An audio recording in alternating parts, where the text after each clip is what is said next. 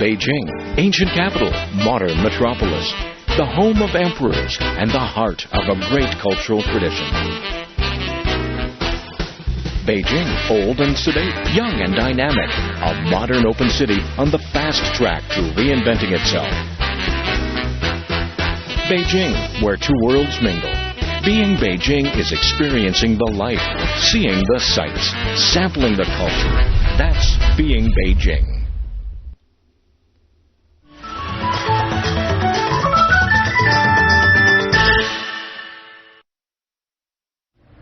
When people think about Beijing, the first thing that comes to mind is probably the Forbidden Palace, or Tiananmen, or the center of the city. But actually, if you want to see the heart of local culture, you might want to head on south. That's right, in southern Beijing, you get a taste of what it's like to be a real Beijinger. I'm Yen, and welcome to Travelogue.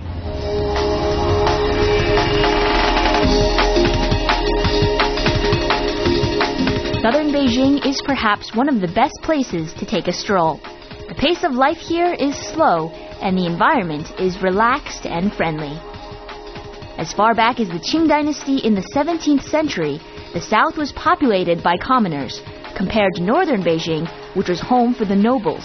Thus, the construction of the south was more organic and carefree. Not as glitzy and glamorous as the modern north, the South's old charm takes you back to Imperial China.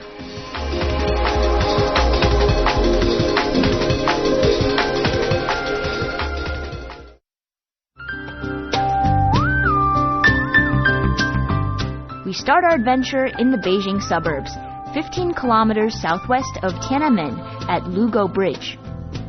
It's the oldest multi-arc stone bridge in Beijing. Constructed in 1189, it's often known as the Marco Polo Bridge, as it was praised by the Venetian traveler Marco Polo during his visit to China in the 13th century.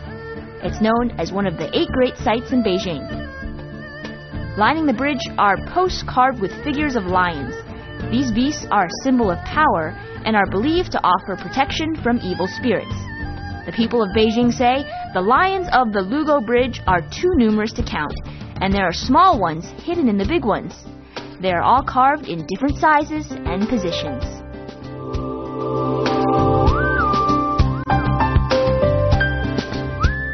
Near the bridge, we make a stop at a unique museum, Hutongzhang.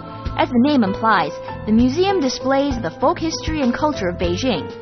Hutongs are the narrow streets and alleys of old Beijing, and Zhang is the surname of the man who collects and makes all the items here. Most eye-catching is the 100-meter Beijing street model. It took Mr. Zhang 10 years to make it by hand. The street shows the old stores of the past and the way people lived. All of this just for 10 yuan admission. Since the old days, southern Beijing has been a place filled with activity and bustling with local culture. And particularly, people would head to the temples to ask for blessing. And during those occasions, these temple fairs would be held because it drew businessmen and locals along with salespeople to bring their goods, their snacks, their crafts, all these different things to the temple fairs. These crafts can still be found today.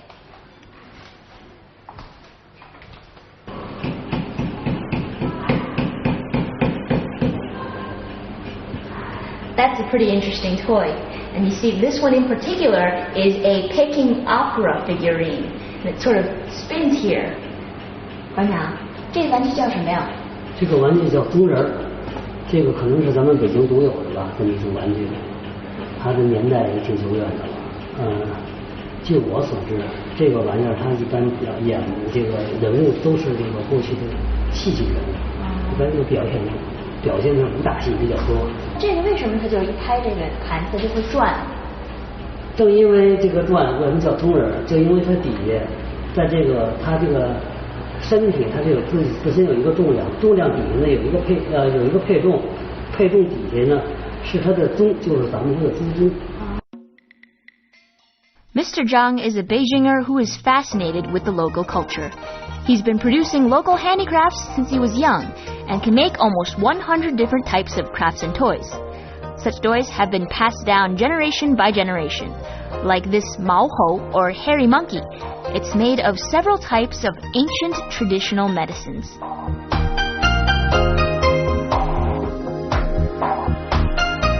The zongre he's making now is basic and simple, made out of paper and a few household items.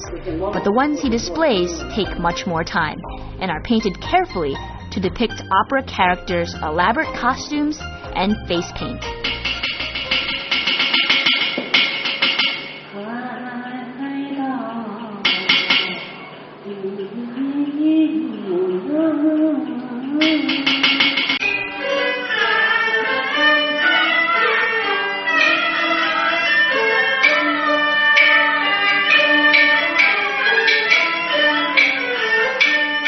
On weekends, the museum organizes special activities that visitors can take part in, such as Peking Opera. Peking Opera originated in the late 18th century as a synthesis of music, dance, art, and acrobatics. The face painting is especially interesting. It reveals a lot of information about a character. For example, a red face usually means bravery and loyalty. A white face symbolizes a sinister character, and a black face represents justice and morality.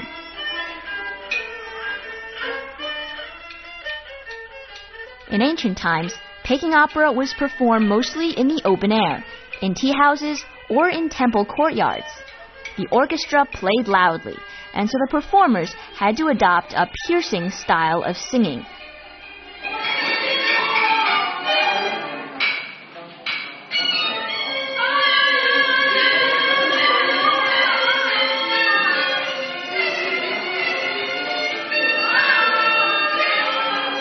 Performances are divided into civil pieces, which are characterized by singing, and martial pieces, characterized by stunts.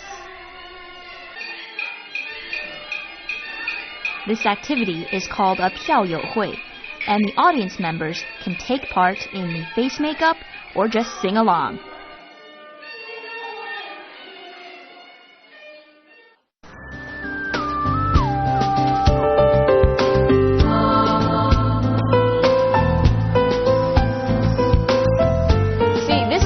Important marking points in Beijing.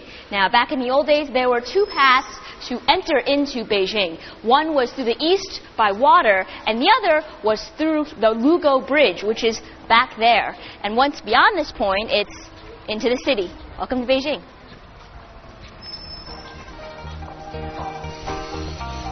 In the southeast of Beijing, the most prominent structure is the Temple of Heaven, close to the main north-south axis. It's the best preserved and largest sacrificial building complex in the world. Emperor Yongle of the Ming Dynasty ordered the building of the temple in the 15th century as a place where emperors could pray and worship heaven, a rite which would serve to perpetuate the imperial rule. In ancient times, the sky was believed to be circular, while the earth was square. Thus, the round altar sits on a square base, symbolic of the meeting of heaven and earth. 1、2、3、4。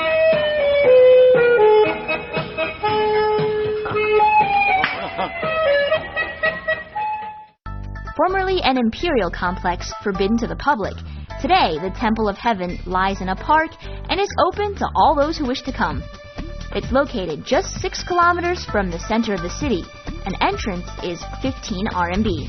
Every day, bright and early, you can find people, young and old, hanging out in the park, exercising and dancing together. The best time to see these activities in full swing is between 6:30 and 7 a.m., when the temple complex opens.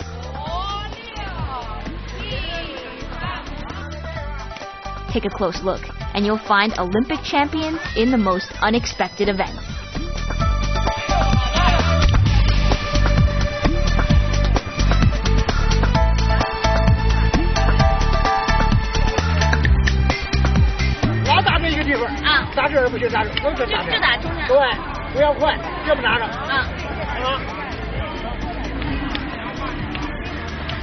Okay.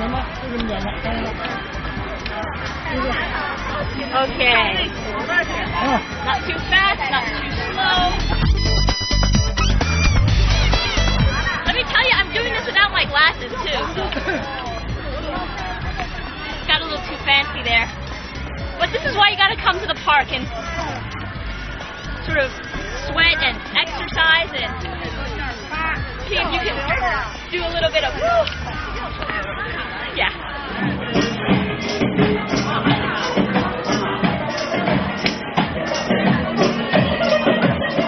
The lives of Beijing people have always been rich. It doesn't matter what time of year it is, they will sing, dance, and just enjoy life.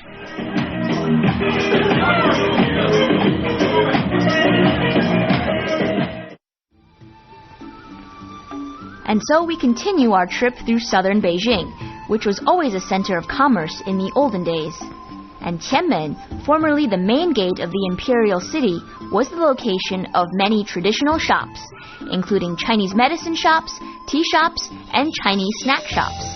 Tianmen Street has become the symbol of old Beijing.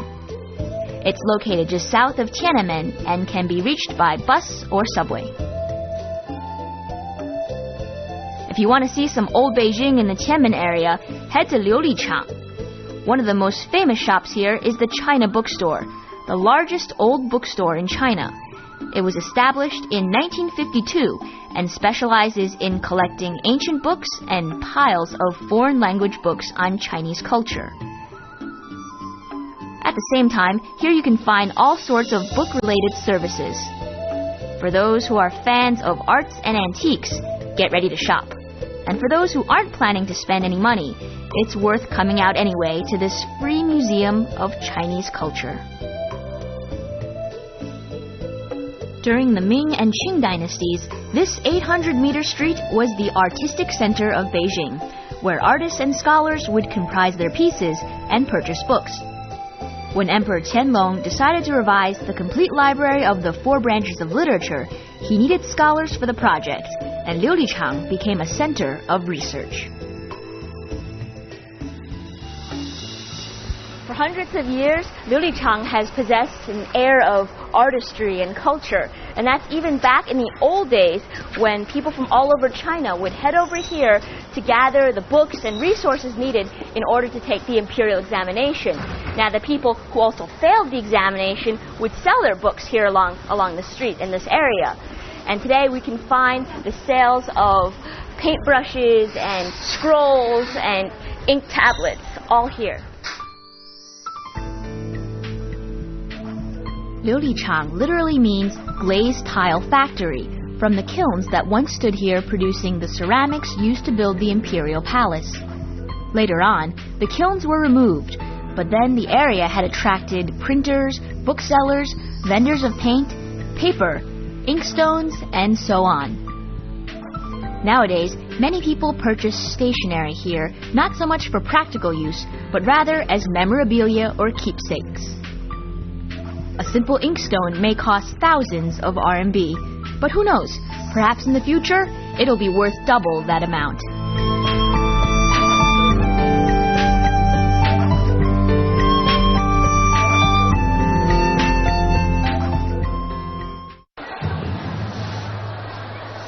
If antiques are your thing and your interests go beyond stationery, then Panjiayuan is the place to be.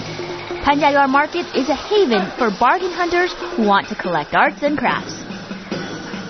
Second-hand goods, jewelry, antique locks, Ming pottery, communist memorabilia, the more than 3,000 booths make the market more like a celebration than a shopping area. Formerly open just on weekends, now business is 7 days a week. However, Saturdays and Sundays are still the best days to go. And don't forget to bargain for everything. Some people say offer as little as 10 to 25% of what the sellers propose and slowly work your way up. But it's really hard to gauge exactly how much things are worth. So just go according to how much it's worth to you.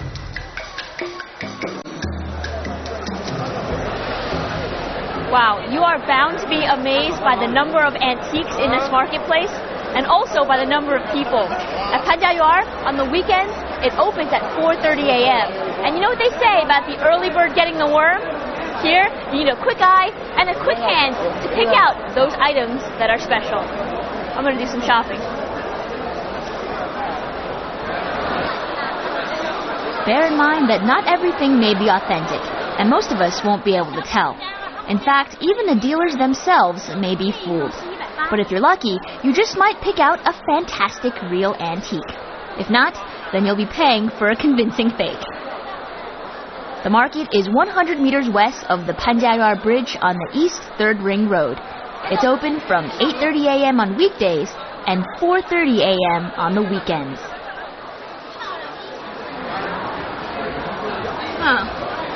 Wow, you find all sorts of different antiques here, like this box. It's in the shape sort of an arc up here, and that's because this was actually used as a pillow. That's right. And they had a lock here so that you could put your most prized possession right under your ear. No one could take it away. I'm not sure if it's comfortable though.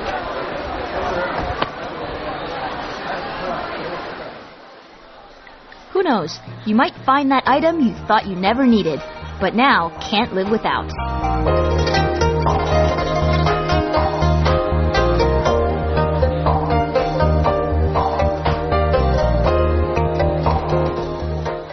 哟，客官，多日不见，别来无恙啊！您可有日子没来了，小的我这有礼了，咱们里边请着您这。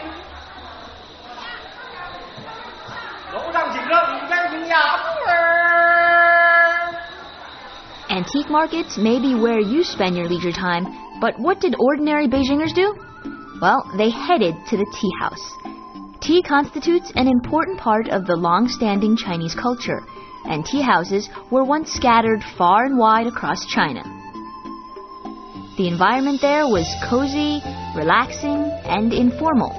In total, there were 6 types of basic tea houses. The most simple was the outdoors tea house, where passerbys could rest and drink a hearty bowl of tea. Next were the book tea houses, where people could listen to tales told over a series of days. The third type of tea house were music tea houses, with informal musical performances. Fourth were the tea houses that provided tea, alcohol, and some simple dishes. Fifth were the type where craftsmen and artisans could gather to discuss business. And finally were the type of tea houses that were most encompassing. Tea houses in a courtyard, providing meals and performances, which were mostly for the elite. No matter what category they fell in, tea houses were never places to sit down politely and sip tea. Instead, it was an exciting, loud place everyone went to. Founded in 1988, Laoshe's Tea House was named after Mr. Laoshe, a famous writer. In fact, Tea House was the title of his most famous play. Laoshe's Tea House in Tianmen recreates the typical atmosphere of an old Beijing tea house. For Beijingers, the ultimate place to relax is without a doubt a good tea house. Here they can chat with friends, they can watch some local performances, and just chill. And that's exactly why I'm here today. So, get ready for the show.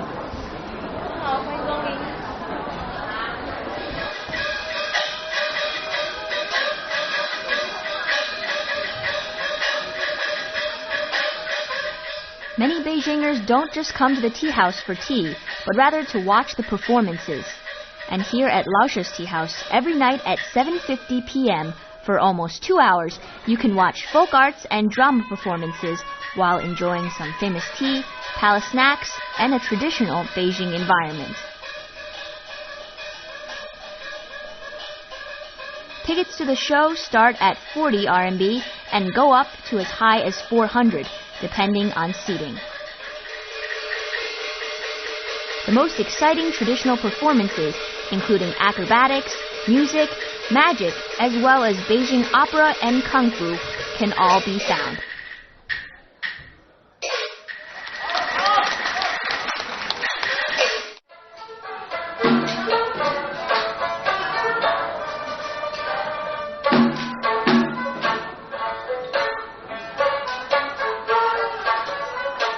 A Of all the acts here, I find this one most eccentric.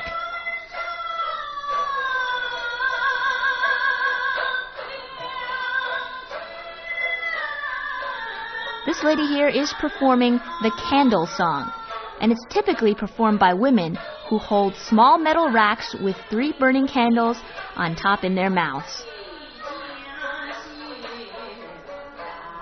It takes a lot of skill to be able to sing and speak the opera clearly at the same time.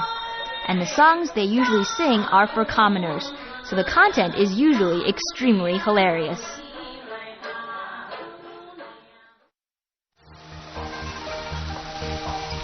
In the past, the place to see these typical Beijing performances was Tianqiao, or the Bridge to Heaven.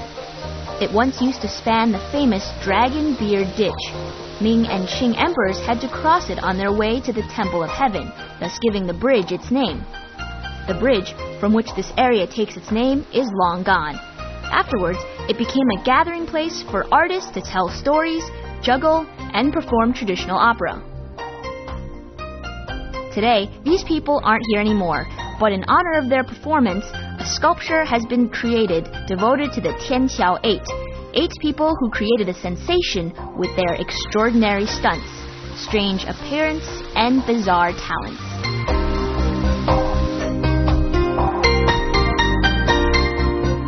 Today, these stunts can no longer be seen on a daily basis, but similar things can be found at the temple fairs in the south on special occasions.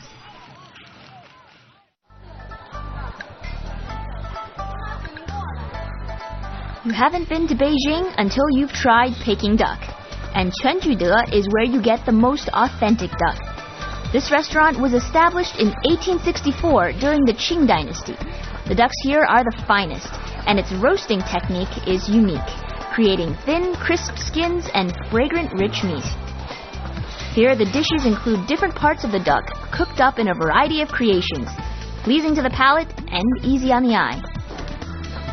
The finest ingredients and a series of complicated cooking steps is what draws the world's people to Quanjude.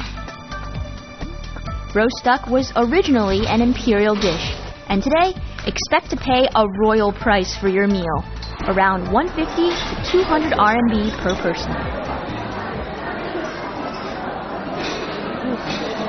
That duck looks succulent. Actually, if you come to Beijing, the most important thing to do for your taste buds is come to Quanjude to try the Peking roast duck. And now, this place is like an institution. It's been around for over 140 years and is sort of like the signature restaurant here in the city.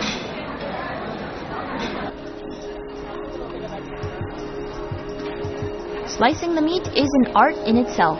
A skilled chef is able to cut between 200 and 120 slices in 4 or 5 minutes, each slice with an equal portion of both skin and meat. But if that's too posh for you, you might just want to try some popular Beijing snacks, particularly zhajiang noodles. There are 18 different types of sauces here for your noodles, depending on your taste. It's also quite reasonably priced. The environment here is just as it was in the old days. People sit on square hard chairs around a table, and you can hear the service people bustling around and shouting out orders.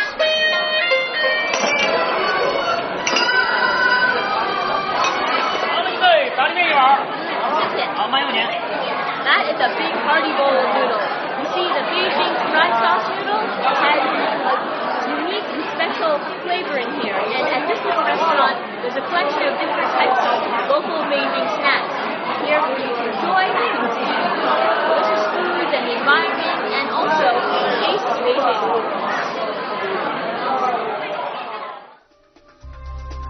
Besides zhajiang noodles, Beijing has a wealth of other local snacks. Different colors, unrecognizable appearances, sweet, salty, or sour, it's all here. In Beijing, there are many different zhajiang noodle stores, but at all of them, expect to spend about 50 RMB a person, and a real local price. South Beijing is a place where different ethnicities mingle in a friendly community. China's Muslims, the Hui minority, are largely located on Ox Street. Here you can find mosques, Muslim restaurants, and people living together in peace and understanding.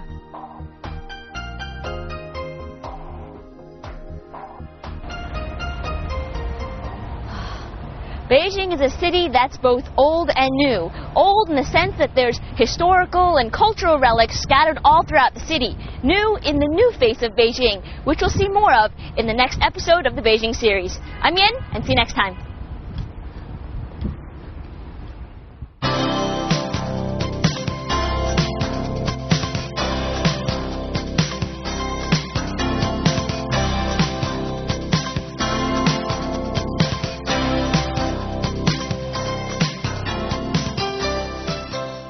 Southwest of Tiananmen at Lugo Bridge.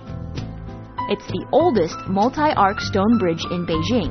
Constructed in 1189, it's often known as the Marco Polo Bridge, as it was praised by the Venetian traveler Marco Polo during his visit to China in the 13th century. It's known as one of the 8 great sights in Beijing. Lining the bridge are posts carved with figures of lions. These beasts are a symbol of power and are believed to offer protection from evil spirits. The people of Beijing say the lions of the Lugo Bridge are too numerous to count, and there are small ones hidden in the big ones. They are all carved in different sizes and positions.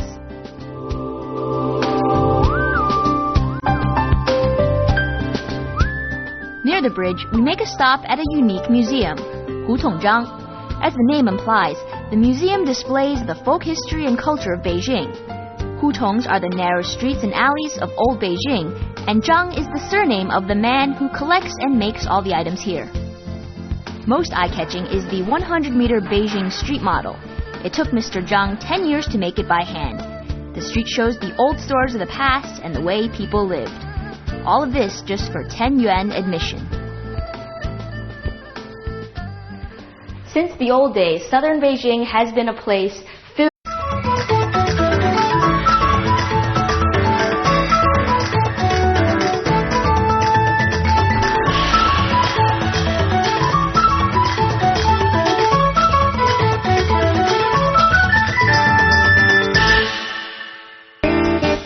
Beijing, ancient capital, modern metropolis, the home of emperors and the heart of a great cultural tradition. Beijing, old and sedate, young and dynamic, a modern open city on the fast track to reinventing itself. Beijing, where 2 worlds mingle. Being Beijing is experiencing the life, seeing. To take a stroll. The pace of life here is slow, and the environment is relaxed and friendly. As far back as the Qing dynasty in the 17th century, the south was populated by commoners, compared to northern Beijing, which was home for the nobles. Thus, the construction of the south was more organic and carefree. Not as glitzy and glamorous as the modern north, the south's old charm takes you back to imperial China.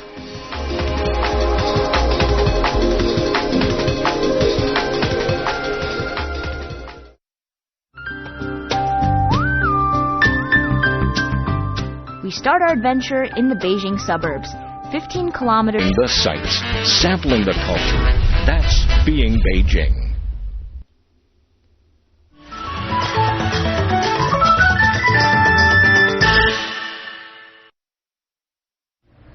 When people think about Beijing, the first thing that comes to mind is probably the Forbidden Palace, or Tiananmen, or the center of the city.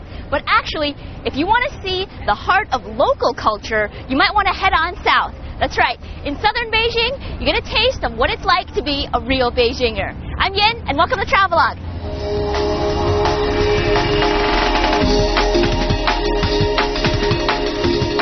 Southern Beijing is perhaps one of the best places